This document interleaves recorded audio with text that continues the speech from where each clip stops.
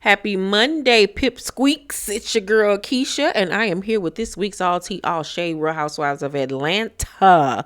Season 16, episode 12 or 13. Don't give me the line, child. I don't know. But in this week's episode, it begins with Shamia putting together donations for the people of Grenada. They had a really bad storm or something that went down there, so she got a lot of her kids' clothes and her clothes to donate, and she asked the other women to do so as well. It looked like Drew sent over food bags from Aldi's. Kelli came over with boxes of things. Britt dropped by with one box. And when Shamia pulled out the stuff, it was 2 rolls of toilet tissue and some, believe it or not, it's butter. I don't know, child. And then she had the nerve to sit up here and lie and say she was going to have somebody bring some more stuff over later on that day. But Shamia was like, well, the people coming to pick it up within an hour, so can you, like, make sure they get here on time? And she was sitting there looking stupid because she had got caught in a lie.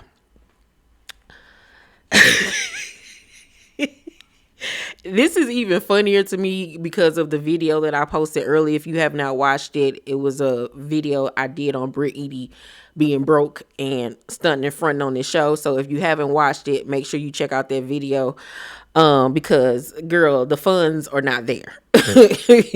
Your bank account says insufficient funds.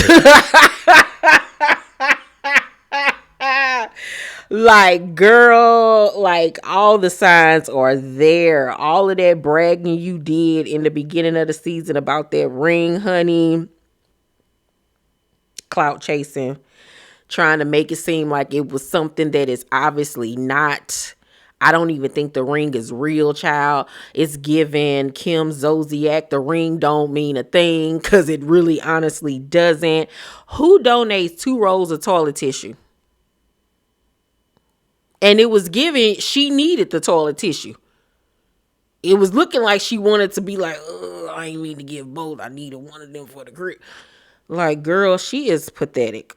Pathetic. Then she gonna sit up here and talking about she's really upset with how her event went because of the event coordinator. I talk about that in the video as well because that's a crocker-ish. That lady was not her event coordinator. She was simply the decorator. And once again, the check did not clear. The funds were invisible. They weren't there. Bank account on 0. Y'all being sued. Girl, get out of here. You're a fraud. You're an imposter. Okay? No.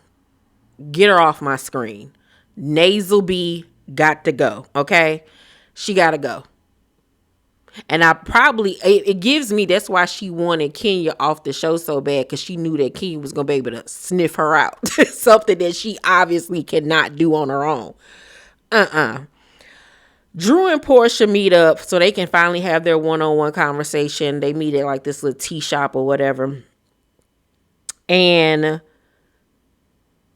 Drew confronts her on filming with Ralph right out the gate. Because it's like, you've been coming at me this whole time about filming with your baby daddy, but then you turn around and do the same thing to me. Was you doing it to be spiteful, to get back at me? Because that's obviously what it had to be. But it's like, you can't sit up here and make me the villain and then turn around and do the same thing. Like, what's the point? Because it makes your point minute then at that point. So Porsha is acting like she don't really care and says that basically Drew should have just cleared it all up, because if she wasn't messing around with Dennis, then she's supposed to be messing around with, I guess, another producer by the name of Black, and they show a video, but they X his face out, and he looked like he had on an outfit that Quavo and them would have wore back in 2017, these sky tight skinny jeans, looking a mess. I was like, I hope that ain't nobody she messing with. What year is this? Like, no, absolutely not. No. No, he looked like what was them jeans? Rockin' Republic, Ed Hardy. He looked a mess. I'm hoping that is not the case, okay? And so Drew was like, I'm not dating anybody. That's not true. Da da da da da. Apparently, once again, this is something that Dennis supposedly told Porsha. I'm so sick of Porsha.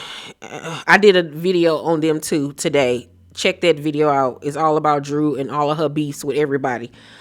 Drew says, I mean, if you want to bring up who I'm supposed to be dating, we could talk about how you supposed to be dating Future. And Porsha was like, that's not true. I don't even know Future, you know, what. Child, y'all. Drew told her, you know, you supposed to be going through a whole divorce. Your energy and your smoke for me isn't even real, girl. Period. Clocked it. Because it's given. You can't talk about what's really going on in your life for legal reasons. And because you don't want to get ate up by us and the public. So you decided to make me an issue. And all you did was raise the stakes for me. Because let's be honest, Drew ain't did shit this season. For real. Like, outside of the Porsha situation, her and this stuff with Ralph, we could honestly care less about it. Let's be real. But the fact that Porsha has kept that girl name in her mouth all season long, and now she's beefing with Shamia, y'all have made Drew the star of this season. Especially you, Porsha. You didn't help her get a raise for next season, because it's obvious she coming back next season. So if anything, if I was Drew, I'll be thanking you. Thank you for being a friend. Travel down the road and back again. Your heart is true. You're a pal and a confidant. And if you threw a party and invited everyone you knew, you would see the biggest gift would be from me, and the card attached would say, thank you for being a friend. Dun, dun, dun, dun, dun. Like, girl, she needs to literally be thanking you. Because while you raising her status at Bravo, you're lessening yours, because this was a flop comeback season for you, Miss Girl. You was not worth the check. You nor Phaedra. Girl. So they get the arguing back and forth. And of course, Porsha can't win the argument. So she decides to leave. Like she always does. And Drew was unfazed the whole time. She was sitting there on ready, like, yeah, let's get it, let's go. And Porsha wasn't ready for the play. She was not ready for the energy that Drew was giving to her. Then the ladies gather at the airport to head to Grenada. This is some of the girls' first time meeting Phaedra.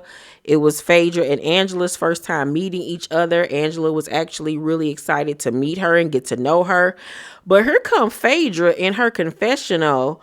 She gonna say Angela is the oldest looking young woman I've ever met. Hopefully her personality is more youthful than her face.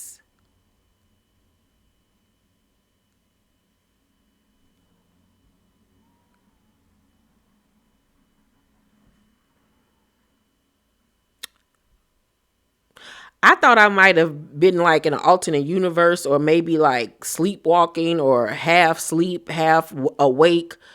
Maybe I had taken a Quaalude. I don't know. Maybe somebody has slipped me a Mickey or something. I've been roofied, because I'm trying to figure out how Phaedra, of all people, is talking about how somebody look.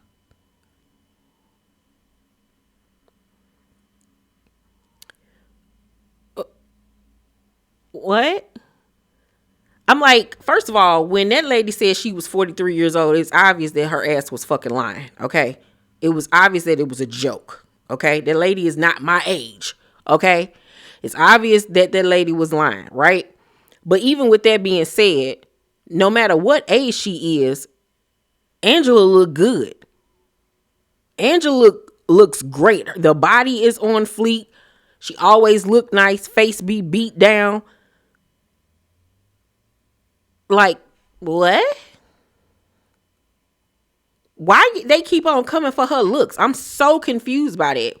And you of all people, Phaedra, you look like a pug. Hell, you look like Pug Z. You look like Wednesday little brother Pugsy. Like, girl, you of all people can't talk about how nobody looks.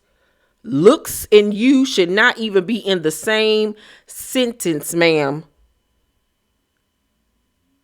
Like, you look like you got mothballs stuck in behind the roof of your lips. Like, please stop. Please. That is not no, that ain't the lane you want to go down. No. No. Looking like a block of government cheese. Like, ma'am, please stop. Please. No, Phaedra. Let's not do that. Please not. No, not today, not tomorrow. No. That is not your ministry, ma'am. Don't talk about nobody looks. And why are you talking about people and the way that they look? Like, people can't read you back.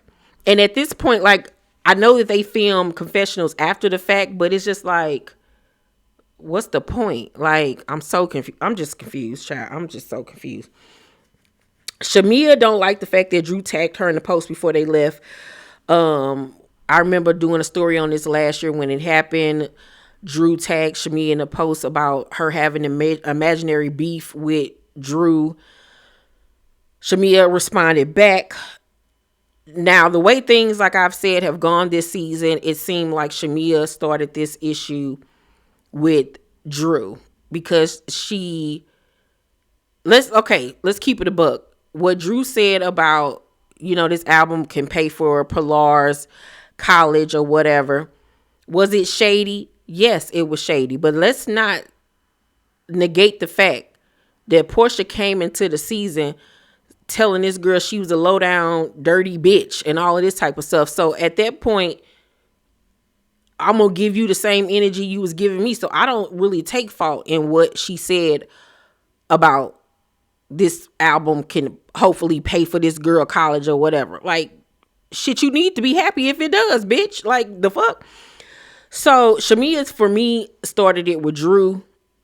And I feel like she was basically, once again, running in behind Porsha and making Porsha's beef her beef, aka why you're being called a lapdog. Point blank in the period.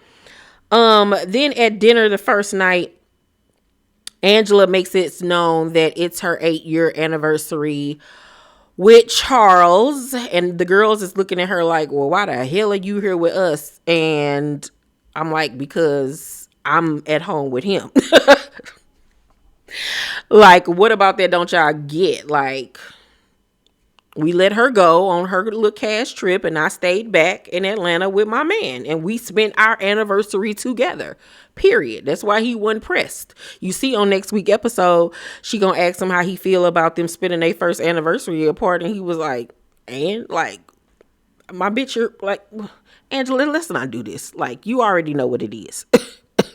You know what it is. I'm here with my main squeeze right now. Like, we locked in. You have a great time in Grenada, and me and my honey boo, Keisha, are holding it down back at home. I got this. Period. And yes, he did spoil your girl lavishly. Yes. And dicked me down really well, okay? That kielbasa went to work, all right? It was hot and spicy. Arriba, arriba. Yeah.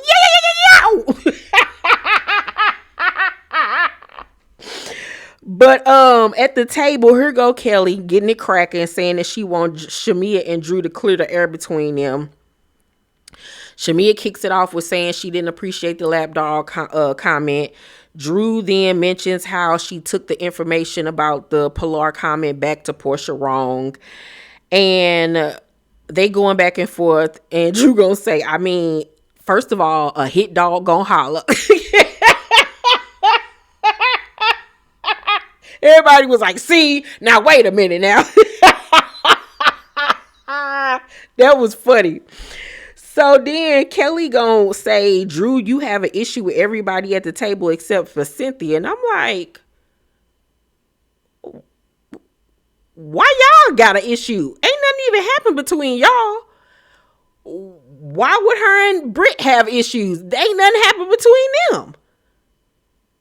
Is it stuff that we're missing? Because I'm confused. And she ain't got no issues with Angela. So what she talk?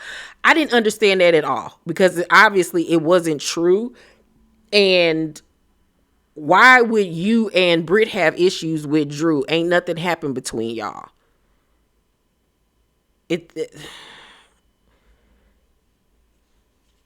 Y'all getting on my nerves. I'm so happy this season is winding down and it's about to be a wrap because Kelli and Britt are giving follow the leader and they're the followers, not the leader. Okay. Drew was like, I don't have a problem with Porsha. I feel like Porsha has an issue with me. Facts. Porsha lies and says, I don't. Well, shit. We can't tell. You done made your whole season about this bitch. So how the fuck you don't have an issue with her? Make it make sense, because it doesn't. They get to going back and forth, back and forth, back and forth. It ends off on a decent, I don't even know what the hell you would call it, because I guess it was a agree to disagree. I don't even fucking know, child. They just ended it, whatever. I'm over it. This was, for me, a sleeper episode. For real, it was a filler episode. There really wasn't a lot going on. It's time for the season to wrap up, obviously. And I'm just over it. I am. Phaedra ain't adding nothing to this bitch. So that was a waste of a paycheck. She's added nothing but all these little stupid ass faces she be making. And these silly ass reads talking about people. Like, girl, whatever. I'm gonna give this week's episode of Atlanta a C-. It was more so on the boring side. The hotel was beautiful though. Yeah. Y'all let me know what y'all thought about this week's episode down below in the comment section. Please make sure to thumbs up this video, subscribe to my channel, and turn on your post notifications so you know my videos drop. I love you, and I will see you guys on the next video. Bye.